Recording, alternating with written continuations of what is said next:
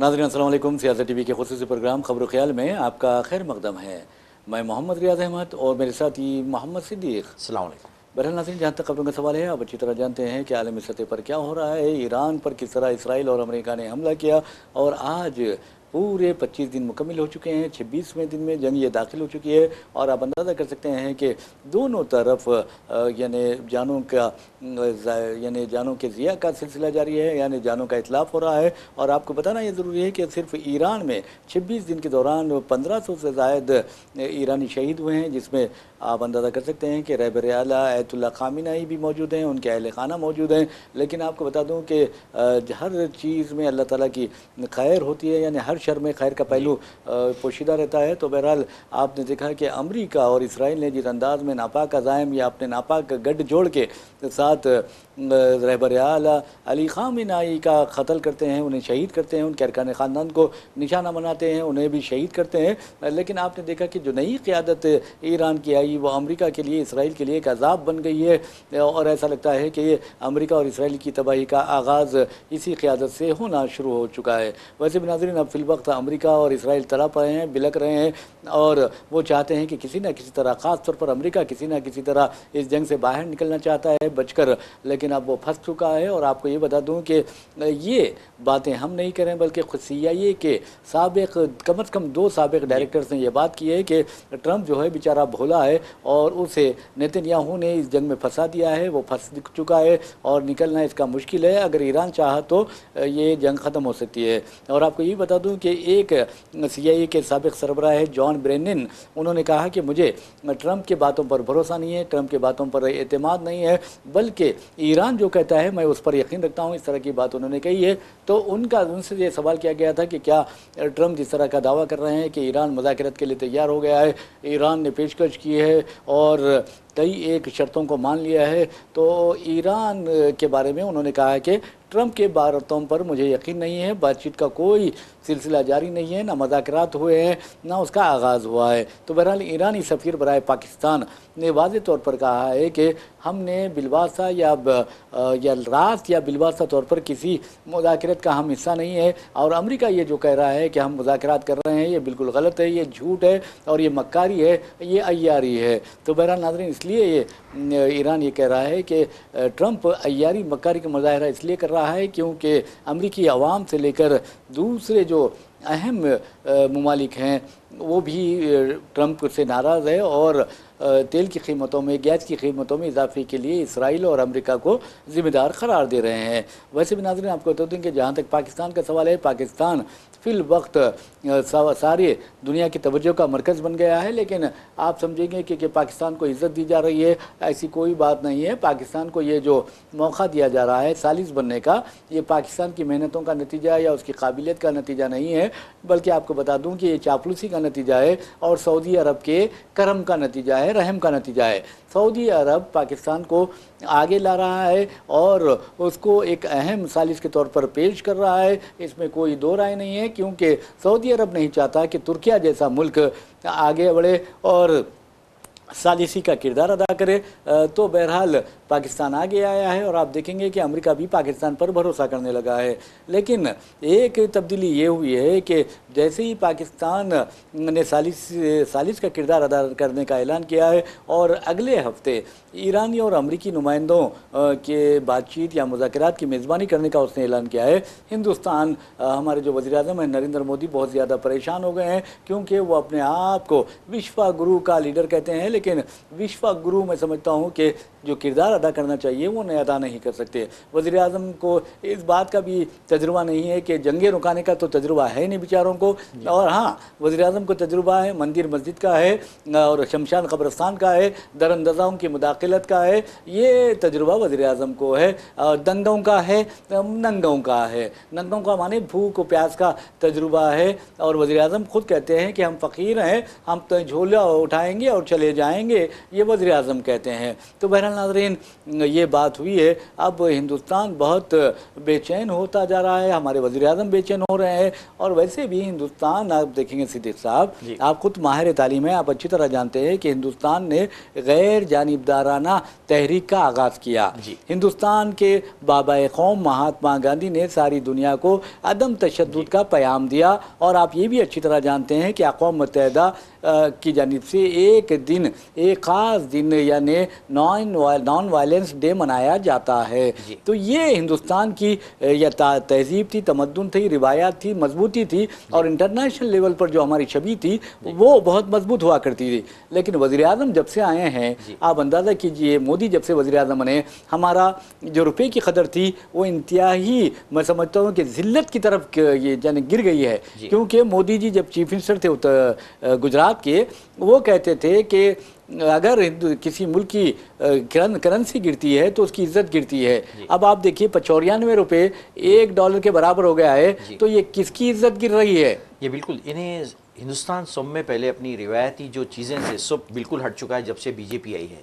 जैसा आपने कहा है कि गैर जानिबदार तहरीक है, फ़लस्तीन के कॉज के लिए सपोर्ट जो की जाती थी, हर किस्म के मामले में जो है ना ये बिल्कुल जो है ना पहले ज़माने में न्यूट्रल रहा करता था, लेकिन अब ये जो है ना इसराइल की तरफ झुक गया है, जिससे हमारी छवि बहुत मुतासिर हुई है। अरब कंट्रीज़, मुस्लिम कंट्रीज़ में जो है ना हमारा मुकाम बहुत गिर गया है। उसके बावजूद भी हमारे वज़ीर आज़म कहते हैं कि हम विश्वा गुरु हैं। कई के गुरु हैं, समझ में नहीं आया ये। ऐसे टाइम पे आप बताइए, आप में अगर कैपेबिलिटीज़ है, काबिलियत है, तो आप बताइए नेगोशिएशन, पीस नेगोशिएशन में इन्वॉल्व होएगी, लेके आप जंग रुका के बताइए, तो वाकई दुनिया मान लेगी कि वाकई जो है ना आप में गट्स हैं, उतने काबिल हैं आप, कि अगर कोई आगे नहीं बढ़ रहा है तो आप आइए, पीस डील्स कराइए जाके, जैसा आप कोशिश कर रहे थे, जैसा यूक्रेन रशिया की आप पीस डील कराने वाले हैं, तो आप भी जाइए, जाके कोशिश करके बताइए, तो लोग वाकई मान लेंगे, ट्रम्प भी मान लेंगे, वाकई जो है ना ये बहुत ही जो है ना बहुत ही ग्रेट टैलेंट्स का आदमी है बोल के मान लेंगे जो है ना। और जहाँ तक ये जो बार बार ये कह रहा है, ये ट्रम्प जो कह रहा है ईरान का, ये झूठ कह रहा है। हमने कोई किसी किस्म का कोई सालिसी वगैरह का जो है ना ऑफर नहीं किया, पीस डील हम नहीं बात कर रहे हैं। और उन्होंने तंजिया ये भी कहा है वो अपने आप से कर ले रहा होगा, इस तरीके से बात किया रुखसाना। तो इस किस्म की जो है ना अब फंस चुके हैं जंग में। अब उसको समझ में नहीं आ रहा कि कैसा निकलेंगे, क्योंकि अमेरिका में इसकी मकबूलियत का गिराव बहुत गिर गया है और आम इससे नफरत करने लगे हैं। क्यों? क्योंकि वहाँ पे बहुत महंगाई बढ़ गई है, पेट्रोल का बड़ा मसला पैदा हो गया है। यूरोप का वही हाल है, नाटो आगे आने के लिए तैयार नहीं है, बिल्कुल हम तुम्हारी सपोर्ट नहीं करेंगे। तो मतलब ये कि सारी दुनिया एक दलदल में फंस चुकी है जंग की तरफ से, और उसके लिए ये नेतन्याहू और ट्रम्प जिम्मेदार हैं। दोनों ही जिम्मेदार हैं। जो ये दुनिया को जो झोंक दी है लोगों लिया के अजाब में जो है ना, ये दोनों जिम्मेदार और मोदी जी भी जिम्मेदार है। हाँ, इन्हों भी जाके जो है ना जिम्मेदार है, क्योंकि वो जंग नहीं रुकवा रहे हैं। बिल्कुल, जंग रुका ही जाइए, फिर जाके जो है ना हो सकता है नोबेल प्राइज आपको मिल जाएगा। जी हाँ, जी हाँ, पीस प्राइज मिल जाएगा। पीस प्राइज के लिए आप भी जो है ना दावेदार अरे मेरे भाई, आलमी सतह पर कोई सालिस का किरदार अदा करने से पहले, इंसानियत का किरदार अदा करने से पहले अपने मुल्क के हालात को ऊपर ही देखना चाहिए। मुल्क में महंगाई को देखना चाहिए, बेरोजगारी को देखना चाहिए, फ़िरका परस्ती को देखना चाहिए, जो आपकी हुकूमत में गैर मामूली फ़रोग मिल रहा है फ़िरका परस्ती को। पूरी जो है ना हिंदुस्तान को जो है ना झोंक दिया आप जहर में फ़िरका परस्ती के। जी। लड़ा रहे एक दूसरे को जो है ना, महंगाई नहीं है, जॉब्स, इतने बुरे हालात पैदा हो गए, नौजवानों को जॉब्स नहीं है। बताइए, कोई सेक्टर में कोई किस्म की कोई सब्सिडी नहीं है, किसी चीज़ की कमी नहीं है, ऊपर से पेट्रोल गैस का जो है शुरू हो गया मसला। और देखेंगे एक दिन हालात कांगो के होने वाले हिंदुस्तान के। बिल्कुल वैसे हालात होंगे, लूट मार शुरू हो जाएंगे आखिर में, देख लेना आप। अगर ये कंट्रोल अभी से ना करें, ना कोई इनकी पॉलिसी है, ना इकोनॉमिक पॉलिसी है इनकी, ना खारिजा पॉलिसी है, हर एक में लोग फेल हो चुके हैं जो है ना। अब बताइए, आप में काबिलियत है तो ऐसे इमरजेंसी टाइम पे, क्राइसिस के टाइम पे आपके कितने पोटेंशियल से, टैलेंट से बताइए आवाम को। वाकई आवाम भी कायल हो जाएगी कि वाकई जो है ना, अरे क्राइसिस के मैनेजमेंट के माहिर हैं लोग। क्या मैनेजमेंट के माहिर है सिद्दीक़ साहब। आप देखें कोरोना वायरस का जब आलमी वबा फुटी है तो हमारे मोदी जी आकर रात में एक फ़ोन वो क्या एक कौमी टीवी से खिताब करते हैं, लॉकडाउन का ऐलान कर देते हैं, गैर दानिशमंदाना फैसला, ना कोई प्रोग्राम बनाते हैं, ना कोई उसके मनसूबाबंदी करते हैं, अचानक ऐलान करते हैं। कितने लोग मर गए हैं आप अंदाज़ा कीजिए कि 5 लाख लोग सरकारी आदाद व शुमार के मुताबिक कोरोना वायरस की वबा के नतीजे में मर गए थे। जबकि आलमी सतह पर जो मीडिया है वो कहता है कि हिंदुस्तान में 5 लाख लोग नहीं बल्कि 75 लाख से ज्यादा लोग अपनी जिंदगियों से महरूम हुए थे। और सबसे ज्यादा उत्तर प्रदेश में हालत ये हो गई थी कि गंगा के किनारे लाशों को दफन कर दिया जा रहा था, और जब बारिश हुई तो लाशें बाहर निकल पड़ी। जी बिल्कुल, इससे बढ़ के शर्म की बात क्या होगी। गैस सिलेंडर्स के जो थे यानी मेडिसिनल जिसका यूज होता है उसकी किल्लत पैदा हो गई थी, लोग मर रहे थे, बीजेपी के कारकुन, बीजेपी के कायदीन मर गए। बिल्कुल, क्योंकि जलाने के लिए लकड़ी नहीं थी तो पानी में ले आके डेड बॉडीज को डाल रहे थे लोग। जी हाँ, तो यही हमारा क्राइसिस मैनेजमेंट। अरे गंगा को मैली कर दिया बेचारा, ये पूरा जो है ना कुछ भी नहीं है। नोटबंदी का मसला भी वैसी किया आपने, सडन आके कहते हैं कि जो है ना करेंसी हमारी चेंज हो जा रही। बताइए क्या पॉलिसी, आप क्या कर सकते हैं? अरे एटीएम में जो करेंसी का साइज होता है बॉक्स का, वो चेंज नहीं किया और आपने नोटबंदी नाफिज कर दी। जी हाँ बिल्कुल, सब किस्म के गैर दानिशमंदाना पॉलिसीज हैं पूरे इनके, जिससे जो है ना अवाम सिर्फ सफ़र भी यहाँ से, अवाम को कोई राहत किसी से कोई पॉलिसी से नहीं मिली। आज तक भी वही मसला है, हर पॉलिसी में जो है ना अवाम को तकलीफ देना चाहते लोग, लाइन में ठहराना उनको, जो है ना क्यू में ठहरा देना उनको, घरों में बंद कर देना उनको, जो है ना बस इनकी ये पॉलिसी है। जो है बहरहाल आपको बता दूं कि जहाँ तक इसराइल का सवाल है, दरिंदगी की मैं समझता हूँ कि आलमी मिसाल बन चुका है, दहशतगर्दी की आलमी मिसाल बन चुका है और अमेरिका उसका भरपूर साथ दे रहा है और अमेरिका भी उसी फहरिस्त में शामिल हो जाएगा जो आज इसराइल है। इसराइल का नाम लेंगे तो लोग आपको कहेंगे कि ये इंसानियत का दुश्मन है, ये नाजायज़ मुमलिकत है और अर्ज़ मुक़द्दस फ़लस्तीन की ये बार बार तौहीन कर रहा है और तौहीन का इर्तिकाब कर रहा है, मुर्तकिब हो रहा है और दुनिया के अमन के लिए ये ख़तरा है। तो बहरहाल नाज़रीन, हम इस खबर पर बाद में तबसरा करेंगे, लेकिन आपके लिए चलते हैं गुजरात। हमारे वज़ीर-ए-आज़म नरेंद्र मोदी बातें बड़ी बड़ी करते हैं, यानी सबका साथ, सबका विकास, सबका विश्वास की बात करते हैं, लेकिन सबके साथ विश्वासघात करते हैं, इसमें कोई दो राय नहीं है। बेटी बचाओ की बात करते हैं, बेटी पढ़ाओ की बात करते हैं। आप देखेंगे कि लाखों बेटियाँ फिलवक्त हिंदुस्तान के मुख्तलिफ रियासतों से लापता है, गुमशुदा है और ये भी कहा जा रहा है कि 3.5 लाख लड़कियों का रेप किया गया हालिया चंद बरसों के दौरान। फिर मोदी जी कहते हैं बेटी बचाओ बेटी पढ़ाओ, और आप देखेंगे कि बेटी बचाओ बेटी पढ़ाओ का नारा देने वाले मोदी जी की अपनी रियासत में आप अंदाज़ा कीजिए कि बिल्किस बानो का रेप किया जाता है, जबकि वह हामिला होती है, 5 महीने की, इज्तिमाई रेप होता है, उसके खलेरी बहन का इज्तिमाई रेप होता है, उसके 7 अरकान ख़ानदान को कत्ल कर दिया जाता है। और आपको ये बता दूं कि उसकी 3 साल बच्ची को पटक कर मार दिया जाता है, यानी शहीद कर दिया जाता है। और हमारे मोदी जी जो कहते हैं बेटी बचाओ बेटी पढ़ाओ, आप अंदाज़ा कीजिए कि इस बेशर्मी की हद हो गई है और कमजरफी की हद हो गई है कि ये मोदी जी जिनकी हुकूमत बीजेपी की मरकज़ में है और रियासत में भी बीजेपी की हुकूमत है, यानी डबल इंजन हुकूमत है, उन कातियों को, उन कातिलों को, उन जानियों को, उन रेपिस्ट को वक्त से पहले ही रिहा करने के लिए राह हमवार करते हैं और आपको बता दूं कि इन्हें रिहा भी कर देते हैं। क्या मोदी जी, क्या बात, क्या संस्कार वाले हैं ना लोग, बहुत ही संस्कार, मोदी ने बहुत संस्कार का मुजाहरा किया। और ऐसे लोग रेप नहीं कर सकते, संस्कार के लोग हैं ये लोग, कभी रेप नहीं कर सकते लोग, लिहाजा रिहा करके इनको गुलपोशी की जाए इनकी, वहाँ तो इनको टिकट भी दिया जाए, ये संस्कार है, ये तरीका कार है।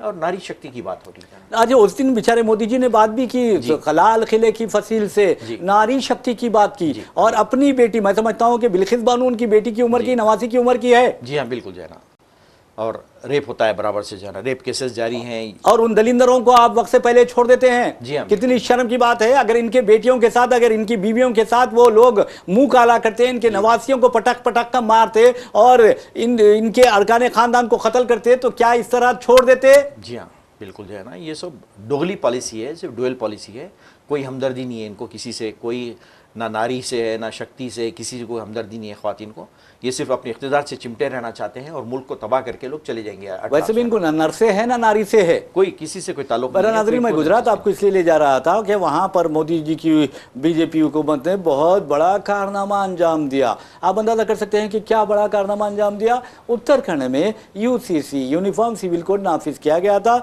और बीजेपी कायदीन उस यूनिफॉर्म सिविल कोड की धज्जियाँ उड़ा रहे हैं, एक नहीं 2 शादियाँ कर रहा है। अब बीजेपी का एक साबिक वजीर, आपको बता दूं कि बीवी रखते हुए भी दूसरी शादी करता है और एक साथ सिविल कोड का मजाक उड़ा रहा है। और वहां पर आप देखिए कि एक साथ सिविल कोड से कबायलियों को निकाल दिया गया है। फिर एक साथ सिविल कोड किस बात का हुआ है, सबके लिए करे कानून, तो फिर कबायलियों को क्यों निकाला गया है? उसी तरह अब गुजरात में इसलिए ले जा रहा था मैं आपको, वहां एक साथ सिविल कोड नाफिज कर दिया गया है। अब सवाल पैदा होता है कि हिंदुओं में खुद देखें कि करोड़ों की तादाद में भगवान है, यानी 35 करोड़ भगवान इनके होते हैं। अब अंदाजा कीजिए हिंदुस्तान की आबादी कितनी है, 145 करोड़, जिसमें अगर हिंदू भाइयों की आबादी देखेंगे तो 80 करोड़। वो भी अगर ये सनातन धर्म की बात करने वाले जो ब्राह्मण है वो 3% है, और 3% जो ब्राह्मण है वो खुद को आला समझते हैं। तो इसका मतलब है कि 80 करोड़ में से 3 करोड़ माइनस कर दीजिए तो वो दूसरे हिंदू नहीं है। इसका मतलब ये हिंदू नहीं मानते, अपने आप को बहुत बालातर मानते हैं, बहुत बड़ा मानते हैं, जबकि इन बेवकूफ़ों को ये मालूम होना चाहिए कि बड़ा इंसान वही होता है जिसके कैरेक्टर अच्छे होते हैं, जिसके अखलाक अच्छे होते हैं। तो बहरहाल वहाँ एक साथ सिविल कोड नाफिज कर दिया गया। अब अमित शाह से जाके पूछिए कि तुम्हारा भगवान कौन है, तो वो अमित शाह एक नाम लेगा, और मोदी से पूछिए कि तुम्हारा भगवान कौन है, तो वो अलग नाम लेगा। तो एक साथ सिविल कोड कहां से नाफिज होगा सिद्दीक साहब? बिल्कुल। अब देखिए अगर मरता है कोई तो उसके आखिरी रस्मात बिल्कुल अलहदा तौर पर अंजाम दिए जाते हैं। अगर इधर कोई मरता है तो उसके आखिरी रस्मात अलग अंजाम दिए जाते हैं। मोदी जी की माँ का इंतकाल हुआ, देहांत हुआ, आप देखेंगे कि हिंदुओं में बाल काटे जाते हैं किसी के माँ बाप मरने पर, लेकिन मोदी जी ने बाल नहीं कटाए। जी हाँ बिल्कुल। फिर एक साथ सिविल कोड होगा, एक साथ सिविल कोड कैसा होगा, ये भी एक सवाल है। अच्छा, और एक देखिए बड़ी मजे की बात है, आप दूसरी शादी नहीं कर सकते, लिविंग रिलेशन के लिए जगह है वहाँ। फिर ये एक एक्शन सिविल कोड है, ये तो बदतरीन गुनाह है। हैवानियत इंसान जो है ना, बिल्कुल जानवरों की तरह जिंदगी गुजारना है, इन्हें खाली रजिस्टर्ड कर दो, आप रह सकते हैं, शादी की जरूरत नहीं है, आप शादी मत करिए। हाँ, शादी मत, इसकी गुंजाइश है। बुराइयां पैदा करिए, हराम के बच्चे पैदा करिए, नाजायज किस्म के जनरेशन पैदा करिए। नहीं बोलिए, हराम के बोल दीजिए, आप बात हराम के ना पूरे पैदा करिए, और ये एक साथ सिविल कोड में इसकी गुंजाइश है। मगर शादी नहीं करना जी जी रेगुलर। अरे ये तो आप सनातन धर्म को भी बदनाम कर रहे हैं ये लोग। बिल्कुल बिल्कुल जो है ना, और पता नहीं हमारे आरएसएस के भागवत कैसा राजी हो गए इस पर, पता नहीं जो है ना, वो तो तनकीद करते रहते हैं। अजी वो बेचारे तो हम जिनसी पर भी राजी है, हम जिस परस्ती पर भी राजी है। जी बिल्कुल जो है ना, वो भी जो है ना इन्हें सॉफ्ट कॉर्नर रखते हैं लोग जो है ना, होमोसेक्सुअलिटी पे भी सॉफ्ट। पहले तो उन्होंने मुखालिफत की, फिर कहा कि महाभारत में ऐसे 2 कैरेक्टर्स है जो हम जिस परस्त थे। अरे मेरे भाई, अपने हिसाब से तुम मजहब का इस्तेमाल कर रहे हो। जी हाँ बिल्कुल जो है ना, चुन चुन के निकाल रहे हैं ऐसी चीजें, कहाँ से निकाल रहे हैं पता नहीं जाना। अब तो ये कह रहे हैं मोहन भागवत के सारे दुनिया के मुमालिक आवाज उठा रहे हैं कि भारत जो है वो उसको उसकी अपनी तहजीब है, अपना तमद्दुन है, और वो जंग रुकवा सकता है, उसे आगे आना चाहिए। अरे पाकिस्तान ऐसा छोटा मुल्क, हकीर मुल्क, हिंदुस्तान के सामने उसकी कोई अहमियत नहीं है। वो जाकर इंटरनेशनल स्टेज पर प्लेटफॉर्म पर आ रहा है और बातचीत और मसालहतकारी की बात, मुज़ाकरात करवाने की बात कर रहा है। और हम यहाँ जैसे ही शहबाज शरीफ की बात, आसिम मुनीर की ट्रंप से बात होती है और पाकिस्तान इंटरनेशनल स्टेज पे आता है तो हमारे वज़ीर आज़म फ़ोन करते हैं। ये बिल्कुल घबरा जाते हैं जो है ना फ़ोन करके। तो जाइए, अब अच्छा मौका है, बताइए अपनी सलाहियत, बताइए, मनवाइए अपने आप को कि देखो हमारे पास भी कितनी बड़ी सलाहियत है, हम भी जो है ना जंगें रुकवा सकते हैं। ठीक है, आप यूक्रेन की तो जंग नहीं रुका सके, ठीक है, इसमें जाइए, जाके कूदिए, जाके रुकाइए। अरे जंग रुकाना तो दूर की बात है साहब, वहाँ 22 हमारे जो वेजल्स है पेट्रोल और गैस के, उसे छुड़ा नहीं सक रहे हैं। 2 वेजल्स दाखिल हुए हैं, और हद तो यह है कि हिंदुस्तान में कई मुकामात पर, हालांकि हुकूमत कह रही है, पुलिस कह रही है, रियासती हुकूमतें कह रहे हैं कि आपको डरने घबराने की जरूरत नहीं है, पेट्रोल मौजूद है, गैस मौजूद है, कोई किल्लत नहीं है। आप खुद हमारे शहर हैदराबाद में जाकर देखिए, कई पेट्रोल पंप्स बंद पड़े हैं, और यहाँ तक के जो खुले हैं उन पर बड़ी बड़ी कतारें हैं। ये कंट्रोल नहीं कर सकते तो ये जंग कैसे रुकवाएंगे? बिल्कुल। आपके दोस्त है ना जिससे आप गले मिलते हैं, जाइए, जाके उनसे रिक्वेस्ट करिए। आप जंग से पहले जिससे मुलाकात करे थे, जाके गले मिले थे, जाके उनसे रिक्वेस्ट करिए, भाई कुछ हो सकता है क्या, मैं आऊँ क्या, रुकाऊं क्या इसको, क्योंकि नुकसान तो बहुत हो रहा है इनके दोस्त का जो है वहाँ पे। तो ये भी जाके, अरे रोज $2 अरब का इसराइल को नुकसान हो रहा है, और $2 अरब का अमेरिका को नुकसान हो रहा है। और आपको बता दूं कि अब तक $100 अरब का दोनों मुल्कों को नुकसान हो चुका है। बेइंतहा तबाही बर्बादी मची हुई है, लोग नहीं बता रहे हैं जो है ना, काफी जो है ना बहुत तबाही मची हुई है, जानों का जो है ना, माली नुकसान, हर किस्म का नुकसान है, अवाम नाराज है लोगों से। तो अब फंस चुके हैं लोग, इलेक्शन में के ख़त्म निकलेंगे कैसा इसको जाना। तो बहरहाल नाज़रीन, मैंने आपको बताया कि किस तरह गुजरात असेंबली में एक साथ सिविल कोड नाफिज कर दिया गया है। अब देखना यह है कि एक साथ सिविल कोड के ज़रिए क्या किया जाता है। लेकिन क्या भगोड़े जो शौहर हैं उनके खिलाफ कोई कानून नहीं बनाया जाता? अगर नहीं बनाया जाता क्यों नहीं बनाया जाता, ये सोचने वाली बात है। क्योंकि जो खातून होती है, अब जवानी तो जा चुकी होगी, लेकिन बुढ़ापे में अगर आई भी गई है तो आप अंदाज़ा कीजिए कि उस खातून के भी कोई जज्बात होंगे, कोई एहसासात होंगे, और उन जज्बात एहसासात का कत्ल करने वाले के खिलाफ क्या कोई कानूनी कानूनी कार्रवाई के लिए बिल मंजूर नहीं किया जाना चाहिए, ये भी एक अहम सवाल है। और एक्शन सिविल कोड नाफिज किया जाता है तो उसका अहाता भी किया जाना चाहिए। इसमें भगोड़े शौहरों का क्या किया जाए? जी हाँ, बिल्कुल जनाब। भगोड़े जो है ना फैमिली को छोड़ के बैठे हैं, जो जिम्मेदारी संभाल नहीं पाते हैं, और इलों के लिए जो बिल्कुल शादी भी नहीं किए, पूरी मुजरित रह चुके हैं, गुजर चुके हैं, उनके लिए क्या सोल्यूशन है वो भी बताइए आप, उसका सोल्यूशन भी निकालिए ना। और दूसरी बात देखिए, भगोड़े शौहरों की एक मजबूरी होती है सिद्दीक साहब, कई वजूहत की बिना पर वो भगोड़े हो जाते हैं, यानी अपनी जिम्मेदारियों से, खास तौर पर अज़दवाजी जो जिम्मेदारियां होती हैं उससे भागने लगते हैं। जब मिसाल के तौर पर आप देखेंगे कि हर मर्द और औरत की जो है ख्वाहिश होती है, और दीन इस्लाम ने तो मर्द औरत को एक दूसरे का लिबास करार दिया है, तो ये मोहब्बत, ये आपसी मोहब्बत, आपसी खुलूस, आप ये जो निकाह होता है एक मुक़द्दस माहिदा होता है। तो बहरहाल दीन इस्लाम में ये बात है, यानी पाकीज़गी की दावत दी गई है, और मियाँ बीवी के हुकूक बताए गए हैं, और चाहे उनके दुनियावी हुकूक हो या दीनी हुकूक हो या जिस्मानी हुकूक हो, वो बताए गए हैं। एक दूसरे से सुकून हासिल करने का दोनों को ज़रिया बताया गया है। तो बहरहाल जो बेचारा इम्पोर्टेंट होता है, इम्पोर्टेंट मीन्स नामर्द होता है, या फिर आप देखेंगे कि उस काबिल नहीं रहता औरत के, तो वो फिर भागना शुरू कर देता है। फिर अगर आप देखेंगे कि किसी बीमारी का शिकार होता है, वो बेचारा भी अपनी जो यानी अज़दवाजी फ़राइज़ है उससे राफ़रार इख्तियार करता है। अगर कोई बेचारा आशिकी में नाकाम हो जाता है तो वो भी अपने शादी नहीं करता, अगर शादी करता है तो फिर बीवी से भागने लगता है। तो बीमारी भी होती है, कुछ कैफियत भी होती है, और हमें तो किसी पर एतराज़ करने की ज़रूरत भी नहीं है। किसकी क्या मजबूरी होती है नहीं बोल सकते, कोई बीमार हो सकता, कोई नाकारा हो सकता, कोई इश्क का मारा हो सकता, तो हम नहीं बता सकते। तो बहरहाल मेरा ये कहना है कि पूरे हिंदुस्तान में भगोड़े शौहरों की बहुत ज़्यादा तादाद बढ़ती जा रही है, आबादी बढ़ती जा रही है। तो क्या उन भगोड़े शौहरों के खिलाफ कानून मंजूर नहीं किया जाना चाहिए? यकसा सिविल कोड के तहत उनका अहाता नहीं किया जाना चाहिए? ऑफ कोर्स रखना चाहिए, एक प्रोविजन उसमें भी रखना चाहिए, यूसीसी में बिल्कुल रखना चाहिए कि भाई इनके लिए क्या किया जाए। ज़रूरी है, उसमें भी रखें आप जब आप कवर कर रहे हैं, जब सब हर मज़हब को बोल रहे हैं कि सबको फॉलो करना है आपको, और सिवाय चंद एक एक्सेप्शन के, तो फिर आप ये भी रखिए उसमें जो है ना, इसके लिए क्या करना है, क्या है फैमिली के लिए, फैमिली छोड़ के भाग जा रहा उन्हें करना क्या है। अरे पहले तो बेवाओं की शादियां कराओ जी, कितने वृंदावन में जाकर देखो कैसे कैसे बेवाओं की क्या हालत होगी सिद्दीक साहब। अरे प्याज नहीं खा सकती, लहसुन नहीं खा सकती, अदरक नहीं खा सकती, वाइटल अमाइंस की जो चीज़ें होती हैं, यानी विटामिन से भरपूर ग़िज़ाएँ और न्यूट्रिशियस ग़िज़ाएँ, वो नहीं खा सकती। तो ये क्या है, ये ज़िंदगी है? बिल्कुल इन्हें महरूम कर दिया गया है सारी चीज़ों से। हालांकि वेज है, वेज में भी जो है ना वो उस पर भी पाबंदियाँ, उनको वेज फूड में भी पाबंदियाँ लगा दी गई कि ये नहीं खा सकते, ये नहीं खा सकते। तो बताइए कितना जुल्म है, बताइए बेचारियों पे जो है ना। अजय राजा राम मोहन राय जो कि एक मदरसे के तालीम इल्म थे, हमारा योगी आदित्यनाथ मदरसों पर तनकीद करता है, बकवास जो विश्वास वो है। देखिए आप चीफ मिनिस्टर आसाम हिमंता बिस्वा शर्मा, मैं तो समझता हूँ कि हिमंता बकवास शर्मा है वो। तो बहरहाल वो बेचारा डॉक्टर राजा राम मोहन राय के बारे में नहीं जानता। वो एक मदरसे के तालिब इल्म थे, उन्होंने सती की रस्म का खात्मा किया, उन्होंने आपको बता दूं कि बचपन की शादियों का खात्मा किया, उन्होंने आपको बता दूं कि ये जो जिस तरह की हरकतें होती थी, बेवाओं की शादियों का एहतमाम किया उन्होंने। जी बहुत सारे रिफॉर्म्स किए, उनका बहुत बड़ा कारनामा है जी। लेकिन आज लोग नाम नहीं लेते उनका, जो है ना राजा राम मोहन राय का नाम नहीं लेते। अरे मदरसे का बच्चा, बिल्कुल मदरसे के, और खासतौर पे जो है ना अंग्रेज उनके मुतारिफ थे, क्या अंग्रेज उनसे जो है ना बोलते थे कि कितना काबिल आदमी है, कि कैसे कैसे रसूमात को हिंदुइज्म से खत्म किया है, जो है ना। जी हाँ, बहुत सारे रिफॉर्म्स किए, उसके इस्लाहत हुए हैं, जो है ना इसके। तो बहरहाल नाज़रीन आपको बता दूं कि पहले तो इंसानियत के लिए बिल लाना चाहिए था।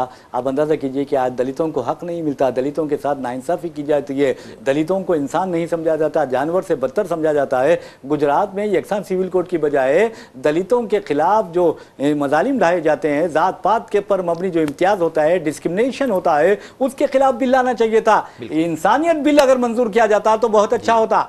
इनके पॉलिसीज़ की तरफ से आपकी इत्तला के लिए गुजरात सूरत में कई इंडस्ट्रीज बंद हो चुके हैं, जो है ना, मालूम इतनी परेशान है लोग, जॉबलेस हो गए हैं पूरे। ये मसाइल छोड़ के ये यूसीसी बिल, ये बिल, वो बिल पास करे बैठे हुए, जो है ना बेखुफा। और सब में ज़्यादा लॉलेसनेस जो है ना पेट्रोल पंप्स वगैरह का, एलपीजी का देखेंगे गुजरात में, उठा के देखिए आप, जो है ना आज भी। बिल्कुल बिल्कुल। वैसे भी नाज़रीन हम आपको एक और खबर की जानिब लिए चलते हैं। जैसा कि मैंने आपको बताया कि ईरान पर इसराइल और अमेरिका ने जिस तरह नाजायज़ हमले किए, और आपने देखा कि मासूम बच्चियों के कत्ल से उन्होंने इन हमलों का आगाज़ किया, तो आपको बताना ज़रूरी है कि ईरान में 25 दिन के दौरान, यानी 26वां दिन तो आज जंग का जारी है, यानी 26 दिन के दौरान 1500 से ज़ायद ईरानियों ने जाम शहादत नोश किया है और 18,551 ईरानी ज़ख्मी हुए हैं। इस तरह की खबरें आई हैं। इसराइल में जैसा कि ईरान ने यानी मिसाइलों की बारिश कर दी है, 18 इसराइली मारे गए हैं, 4,829 जो है वो ज़ख्मी हुए हैं। और तलबीब हो या इसराइल के कई शहर हैं, वहाँ पर आप देखेंगे कि गज़ा के मनाजिर नज़र आ रहे हैं और लोगों में खुशी हो रही है कि कम अज़ कम गज़ा पर तो इस ईरान ने हमला करते हुए उसे इस तलबीब पर हमला करते हुए वहाँ गज़ा के मनाजिर पैदा कर दिए हैं। तो बहरहाल इसराइल में 4,829 लोग ज़ख्मी हुए हैं। इसके अलावा बेशुमार इमारतें ढेर में तब्दील हो गई हैं, कब्रस्तान में तब्दील हो चुकी हैं। और जहाँ तक खलीजी रियासतों का सवाल है, यानी अरब ममालिक का सवाल है, 13 अमरीकी सिपाही वहाँ मारे गए हैं, 200 से ज़ायद ज़ख्मी हुए हैं। इसी तरह अगर आप देखेंगे कि खलीजी ममालिक में 21 लोग मारे गए हैं, जिसमें पाकिस्तानी भी शामिल है, हिंदुस्तानी भी शामिल है, तो बहरहाल बांग्लादेशी भी शामिल है। और आप नाज़रीन आपको बता दूं कि जहां तक लेबनान का सवाल है, लेबनान में 1039 लोगों को इसराइली हमलों में शहीद कर दिया गया है और 2,876 ज़ख्मी हैं। इराक में 61 अफराद शहीद हुए हैं, जबकि शाम में 4 और फ़लस्तीन में 4 अफराद ने जाम शहादत नोश किया है। मुत्तहदा अरब इमारात में 8 हलाक हुए हैं, जाम बहक हुए हैं और 161 ज़ख्मी हुए हैं। सऊदी अरब में 2 जाम बहक हुए हैं और 20 ज़ख्मी हुए हैं। सिद्दीक साहब जी, ये बिल्कुल जो है ना, ये खून की होली खेल रहे हैं दोनों मिलके, जो है ना सारी दुनिया में खून की होली खेल रहे हैं और इनको बड़ा इस पे फ़ख्र है। और ये रुकने के बुढ़ भी नहीं है, ना ये रुकना चाहते हैं, ना रुकने के इनके पास कोई तरीक़े हैं, गट्स है इनके पास जो है ना, और बैठ के तमाशा देख रहे हैं बस कि तबाही जो मच रही है सारी दुनिया में, ख़ासतौर पर जो ऑयल की जो किल्लत हो रही है, ये लोग जो है ना, इन किसी की बस की बात नहीं है कि इसको कंट्रोल किया जाए। किधर UNO किधर है, ऑर्गेनाइजेशंस किधर है बताइए, वर्ल्ड के जो बड़े बड़े ऑर्गेनाइजेशन है कहाँ पे, क्यों आगे नहीं आ रहे, कोई बात नहीं कर रहा जो है ना, बताइए ये लोगों को, इन्हें मिल के खत्म करे जंग को। हालांकि UNO तो बड़ी बड़ी बातें करता है ना जंग के लिए, बड़े बड़े इजलास बुलाता, वो करता, किधर है, कौन सा इजलास बुलाया, कौन सा इमरजेंसी मीटिंग बुलाई। उसके अलावा इस्लामिक कंट्री के OIC है, ये लोग भी है ना जिम्मेदार, तो कोई इजलास कोई किसी की तरफ से बुलाया नहीं गया है, कोई कोशिश बिल्कुल नील है एकदम से। अगर देखा जाए तो पीस प्रोसेस की कोशिश हर तरफ से बिल्कुल बंद है साउथ राइट नाउ। बिल्कुल आपने सही कहा। वैसे हम बहरहाल नाज़रीन एक और खबर की जानिब लिए चलते हैं और आपको बताते हैं कि हैदराबाद के जुड़वां शहर सिकंदराबाद में हुक्काम ने और ख़ासतौर पर स्पेशल ऑपरेशन टीम ने एक अहम कार्रवाई करते हुए एक ऐसे डॉक्टर को गिरफ्तार कर दिया, जॉली डॉक्टर को, फर्जी डॉक्टर को, जो SSC फेल है, लेकिन 20 बरसों से, यानी 1 नहीं 2 नहीं बल्कि 20 बरसों से सिकंदराबाद के नरेनमेट इलाके में दांतों का दवाखाना चला रहा था। BDS, वो भी BDS की नकली डिग्री या जॉली डिग्री के साथ ये दवाखाना चला रहा था, उसे गिरफ्तार कर लिया गया है। और आपको ये बता दूं कि अंजलिका डेंटल क्लिनिक के नाम से वो क्लिनिक चला रहा था। शाम में वो क्लिनिक खोलता और सुबह तक काम करता और वहाँ से रफू चक्कर हो जाता। 20 बरसों से हमारे जो ड्रग इंस्पेक्टर्स है, हमारे जो महकमे सेहत के अहदेदार है, हुकूमत है, पुलिस है, स्पेशल ऑपरेशन टीम्स है, कोई भी उसके खिलाफ कार्रवाई नहीं करते। तो आप अंदाज़ा कीजिए कि क्या क्या हालात हो रहे हैं और कैसे फर्जी डॉक्टर्स, नीम हकीम खतरे जान जो हैं वो अवाम का इस्तेसाल करें। मुन्ना भाई BDS, MBBS। जी हाँ, मुन्ना भाई ये बहरहाल आप मुन्ना भाई MBBS के बजाय मुन्ना भाई BDS को गिरफ्तार कर लिया गया है। लेकिन नाज़रीन बता दूं कि जो तिब का मामला होता है, मेडिसिन का मामला होता है, मेडिकल फील्ड का मामला होता है, ये बहुत ही यानी हसास सेंसिटिव मामला होता है। मरीजों की ज़िंदगी से खेलना बहुत बुरी बात है। सिद्दीक साहब, एक खबर की तरफ चलते हुए हम अपना प्रोग्राम खबर ख्याल इख्तिताम को पहुँचाएंगे और वो खबर ये है कि किशनबाग पुराने शहर का एक इलाका है, वहाँ आप देखेंगे कि वहाँ की एक खातून आमिना बेगम 18 मार्च 2018 में 2025 को किशनबाग से वो रवाना होती है दुबई के लिए। और एजेंट जो है वो यानी एक मतलखा खातून है, उसका शौहर छोड़ चुका है, मतलखा है या नहीं लेकिन शौहर छोड़ चुका है, अलहदगी हो चुकी है, उसे एक बच्चा है और वो दुबई पहुँचती है। लेकिन एजेंट उसके यहाँ वो एक पैकेट देता है, कहता है कि एयरपोर्ट पर एक शख्स आएगा, आप उसे पैकेट दे दीजिए। बहरहाल दुबई एयरपोर्ट पर पहुँचने पर दुबई पुलिस उसे गिरफ्तार कर लेती है क्योंकि वो मंशियात होते हैं। और आपको बता दूं कि बहुत यानी सजाए उम्र कैद भी हो सकती थी, लेकिन अमजदुल्ला खान खालिद MBT के जो तर्जुमान है उन्होंने बहुत कोशिश की। और फिर आपको बता दूं कि आज वो खातून, कल आज रात देर गए वो खातून वापस हो चुकी है। और ये कहा जाता है कि कानूनी लड़ाई के लिए 25,000 दरहम भी अमजदुल्ला खालिद ने अतियात जमा किए थे। तो ये बहुत बड़ी बात है। जी हाँ, बहुत बड़ा कंट्रीब्यूशन है। वाकई है ना, वो दुआएं लिए हैं उस खातून की, क्योंकि वो तो बेकसूर थी, उसके हाथ में जी हाँ। ड्रग्स थमा दिया गया था। जी हाँ। उसको नहीं मालूम, वो मासूम जो है ना भोली भाली थी, उसको नहीं मालूम कि ड्रग्स की स्मगलिंग कैसा की जाती है। जी जी। लेकिन बहुत बड़ा इंपॉर्टेंट उन्होंने काम किया है, वाकई जो है ना इसके लिए सवाब के हकदार है और उसकी दुआओं के हकदार है वो जाना चाहिए। बहरहाल नाज़रीन, आपको बता दूं कि असदुद्दीन ओवैसी कहते हैं कि ममता बनर्जी को हम हराएंगे। तो आप अंदाज़ा कीजिए कि बीजेपी यही कह रही है कि ममता बनर्जी को हम हराएंगे। इस खबर का भी हम पोस्टमार्टम करेंगे, लेकिन वक्त हो चुका है। तो एक बात कह सकते हैं कि अल्लाह अल्लाह कर भैया, अल्लाह जी से डर भैया। इसी के साथ अपने मेज़बान मोहम्मद रियाज अहमद और मेरे साथी मुमताज़ माहिर तालीम मोहम्मद सिद्दीक़ को इजाज़त दीजिए। इंशाल्लाह फिर मुलाकात होगी, फिर बात होगी। तब तक के लिए अल्लाह हाफ़िज़। अल्लाह हाफ़िज़।